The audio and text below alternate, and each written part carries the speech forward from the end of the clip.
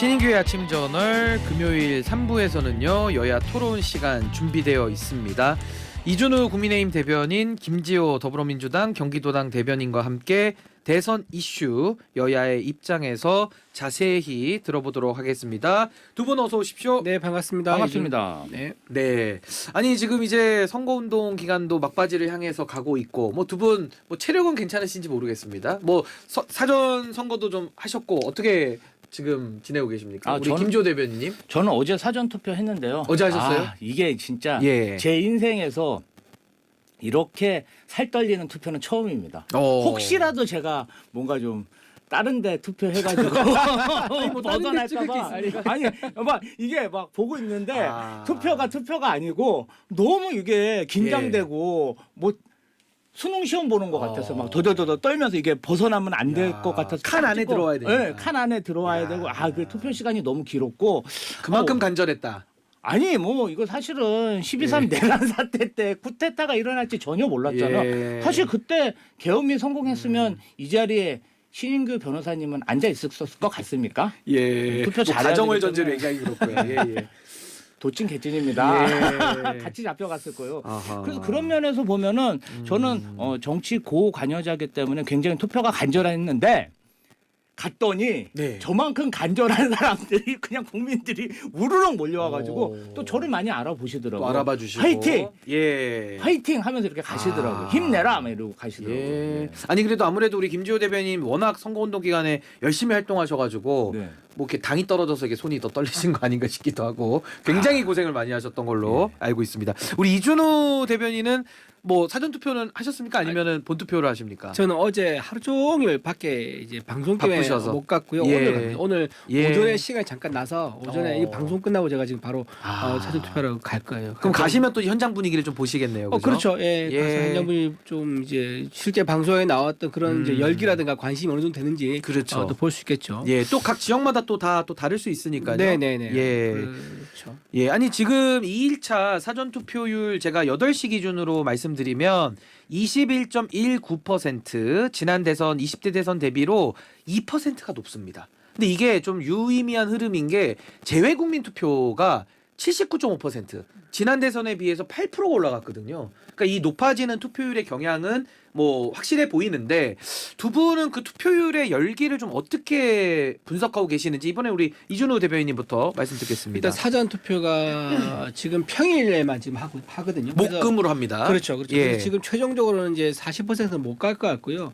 아마 본 투표에 이제 투표하려고 기다리는 사람 수요가 상당히 좀 많지 않겠느냐. 특히 이게 TK나 PK 보면요. 투표율이 호남보다 굉장히 낮더라고요. 그러니까 본 투표 때 투표하겠다는 이제 대기 수요가 상당히 많아 보인다라고 말씀드리고 지금 전체적으로 보면은 그 이게 대결 구도가 처음에는 이제 정당 그러니까 뭐 이제 민주당의 언어로 얘기하면은 내란 프레임이죠. 내란 프레임으로 이제 대선의 구도가 짜지지 않을까라고 생각했었지만 저는 뒤로 갈수록 인물 구도로 좀 가고 있다. 김문수 후보의 살아온 궤적이라든가 이재명 후보의 살아온 궤적 그리고 성과 각 도지사라든가 또는 성남시장 도지사 했던 이런 각각의 도지사 광역단체장 했을 때의 어떤 성과를 보면은 굉장히 비교가 된다. 한쪽은 굉장히 일자리도 실제로 많이 만들었고 전국 일자리의 43%가 내내 경기도에서 나왔었거든요. 대단한 거죠. 그리고 성남시장 같은 경우는 예를 들면 공공 성남 의료원이라든가 이런 것들은 실패의 대표적인 사례 적자도 많이 나왔지 않습니까? 그리고 뭐 거북스러 웨이브 파크 이것도 논란도 있는 거고 이렇게 해서 과거에 이제 경제 활성화했던 성과 이런 것들도 비교가 되고 또 가족도 비교가 되고 이런 것들 때 뒤에 가면 얘기하겠지만 그렇기 때문에 인물 구도로 가면서 양측이 좀 결집하고 있는 게 아닌가. 사람에게는 인격이 있고 국가에는 국격이 있는데 저렇게 전과도 많고 범죄 이제 혐의도 이제 있는 사람 재판 받는 사람 그리고 가족까지도 연루돼 있다 보니까 인물 구도로 가지 않을까 그렇게 보고 있습니다. 예, 인물 구도다라는 말씀 주셨고 우리 김지호 대변인은 어떻게 이번 대선을 좀 분석하고 계십니까? 아니 이번은 뭐 내란 대선 아니겠습니까? 조기 대선이고 이 대선이 왜 일어났습니까?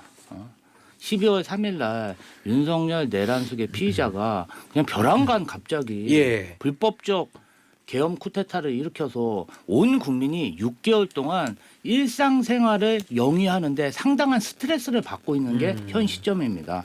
12월 3일 이후에 저녁 때 생업을 종사하고 있는 그런 소상공인들이 굉장히 어려움에 처해 있어요. 예. 아직도 많은 국민들이 저녁 때 조금 활동을 하는 것에 대해서 불안함을 느끼고 경제 활동에 대해서 예측 가능성이 없다고 생각하고 그러다 보니까 투자도 안 되고 경제도 안 들어가고 고질적인 경기 침체로 들어선 그런 모습을 보이고 있는데요. 예. 무엇보다 진짜 무슨 일이 있을 때마다 뭐 또 일이 일어나지 않을까 깜짝깜짝 놀라는 것에 정말 많은 국민들이 스트레스를 받고 있다. 그리고 김문수 후보 같은 경우는 누가 봐도 윤석열 내란숙의 피의자 후계자 아니겠습니까? 거의 뭐 국민의힘의 주류 세력도 아니었고 정말 아스파트 구구로 진짜 구구 활동하셨던 분을 갖다가 윤석열 전 대통령이 발탁해가지고 노동부 장관까지 시켜가지고 예. 대선 후보까지 적극적으로 밀어준 정광훈과 뗄 수 없는 그런 구구 인사이기 때문에 아마도 국민의힘의 그런 선택이 유권자들의 표심에 더 큰 영향을 줬다 이렇게 예. 판단합니다. 그 부정선거에 대해서 윤석열 전 대통령이 영화 관람까지 하지 않았습니까? 뭐 전환길 씨와 같이 이렇게 다니면서 부정선거 이슈를 좀 불을 지폈는데 사전 투표가 이렇게 높게 형성되는 걸 보면 윤석열 전 대통령의 생각에는 좀 많은 분들이 동의를 안 하는 걸로 지금 봐야 될 것 같은데 국민의힘 내부 상황은 좀 어떻습니까? 부정선거는 어느 쪽이든 간에 각각 다 부정선거 얘기하는 사람이 있어요. 그런 예. 지역이 있습니다. 과거에 김호주 씨 같은 경우 부정선거 얘기를 본인이 주도적으로 했었었고 예. 부정선거 관련된 영화도 만들었었죠. 그렇게 됐음에도 불구하고 자기들도 다 투표를 했어요. 예. 사전 투표도 하고 본 투표도 다 하고. 근데 우리 쪽 진영도 마찬가지예요. 부정선거를 얘기한 사람이 있죠. 근데 이 사람들 특징이 뭐냐면 그때 결과에 따라서 자기 쪽에 유리하면 부정선거 얘기를 안 하고 아하. 자기 쪽 불리하면 부정선거 예. 얘기하는 그런 특성이 양쪽이 다 있다라고 생각하는 거고요. 저는 이번에 사전 투표가 높은 이유 중 하나가 그 자영업자들이 많이 투표에 참여한 게 아니겠는가 그런 생각하는 게 커피 원가 120원 얘기했지 않습니까? 예. 그래서 8,000원과 10,000원의 이제 수익을 남길 수 있다라는 식으로 이제 이재명 후보가 얘기해서 시장 경제 메커니즘 제대로 이해하고 있느냐, 네. 자영업자들의 이제 피땀 어린 노력을 이해하고 있느냐라는 그런 이제 얘기가 많이 나왔고 실제 예. 700만 자영업자들이 분노해서 거기에 대한 이제 항의하는 글도 많이 올렸지 않습니까? 예. 그런 분들이 이제 분노 때문에 그 자영업자를 악덕 폭력자로 보는 예. 그런 이제 후보 때문에 많이 투표에 참여한 것도 있을 거다. 저는 그렇게 봅니다. 그 윤석열 전 대통령의 영향력 이게 좀 감소가 된 것 같아 보이긴 하는데 사실 이번 대선에서의 윤석열 전 대통령이 좀 지워지면 좀 내란에 대한 심판 열기 이것도 좀 사그라들 수 있는 거 아니냐 이런 좀 걱정도 있지 않으십니까? 어떻게 보십니까?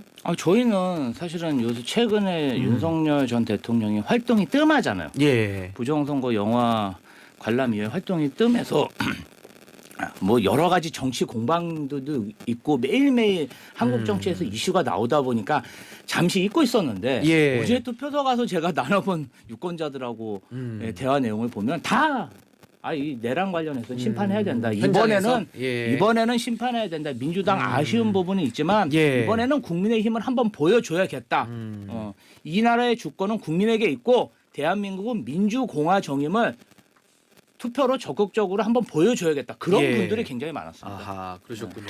그 아마 예, 우리 이준호 대변인님, 또 여론도 전해주십시오. 이제 예. 만나는 사람들이 어쩜 이렇게 다를 수 두 있을까? 분이 달라요. 제가 만나는 만나는 영역이 다 사람들은 다릅니다, 두 분이. 이게 말이 되느냐? 이재명 후보 같은 저런 네. 뭐 범죄자 전과 사범에 예. 5개 재판 받고 있는 후보 예. 당사자 그리고 배우자는 또 1억의 공금 유용 혐의로 재판 받고 예. 있고 또 벌금 150만 원 공직선거 위반으로 받았었고 또 아들은 또 벌금 500만 원. 예. 그것도 참 불미스러운 일입니다. 성폭력 언어라든가 언어 그리고 또 상습 도박 이런 예. 걸로 해가지고 아들과 엄마와 아버지까지 전부 다 이렇게 똘똘 예. 뭉쳐가지고 사법 리스크 재판을 받고 있는 상황인데 예. 그런 사람 어떻게 대통령 자리에 앉히느냐 이런 생각 더 많습니다. 알겠습니다. 좀 주제에 저희가 더 집중해서 이야기를 한번 나눠보도록 할 테고요.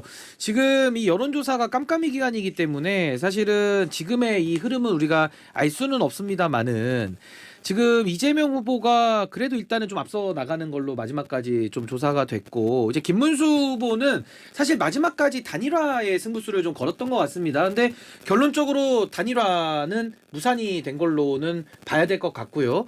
이렇게 되면 앞으로 남은 기간 좀 어떤 부분에 더 치중을 해서 이 선거를 치를 수 있다고 보시는지 우리 이준호 대변인 말씀 한번 저는 들어보겠습니다. 단일화 가능성이 아직 살아있다. 단일화 카드 살아있습니까? 살아있다라고 저는 생각을 해요. 단일화했을 경우에 이제 대선에서 막 김문수 후보가 당선되거나 패배되거나 두 가지 가능성이 나옵니다. 예. 근데 단일화하지 않으면요 한 가지 가능성밖에 없어요. 패배의 가능성이 더 훨씬 높죠.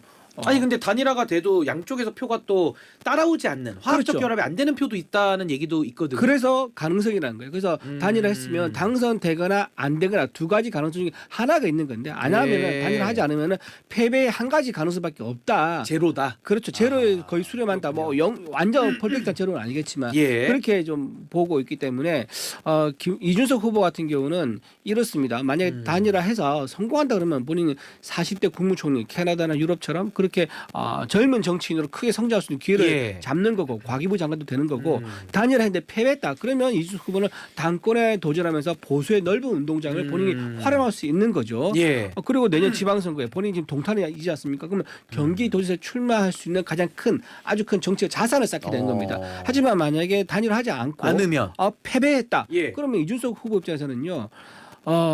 지금 초민이 꼬마 정당 사무처 지금 11명 정도밖에 안 되거든요. 이 꼬마 정당으로서 할 수 있는 게 거의 없는 상황에서 또 반복될 것이다. 예. 그리고 또 하나 정치 보복이 아마 1호 타깃이 될 거예요. 지금 이재명 후보가 지금 늘 얘기하지 않습니까? 정치 보복은 몰래 하는 거다라고 얘기해서 했기 때문에 뭐 본인은 정치 보복 안 할 거라 얘기하지만 우리는 할 가능성이 되게 높다고 봅니다. 그렇다면 방송 예. 토론에서 자기를 굉장히 압박했던 가장 압박했던 이준석 후보를 과연 가만히 놔두겠느냐? 제가 보기엔 예. 지난번에 있었던 그 사건 이 종결된 사건 중단되게 있는데 그 예. 재수사에 들어간다든지 아니면은 명태균 씨 사건을 엮어가지고 예. 굉장히 어렵게 만들 가능성이 많다 생각합니다. 예, 우리 김지호 대변인 말씀 들어가기 전에 제가 조금 정정할 거는 꼬마 정당 뭐 작은 정당 표현보다는 의석이 3석이다 이렇게 표현하는 게 맞을 것 같고 그리고 보복이라는 말보다는 그 부분은 좀 중립적인 용어를 쓰겠어요. 수사를 뭐 받을 가능성이 있다. 후보가 이렇게 본인 한 말이라서 예, 인용을 그렇게 했습니다. 말씀을 좀 네. 정정드리고 우리 김지호 대변인 말씀 한번 주시죠. 아니 저는 뭐 이진호 대변인 평상시에 사석에서 뵈면은 예.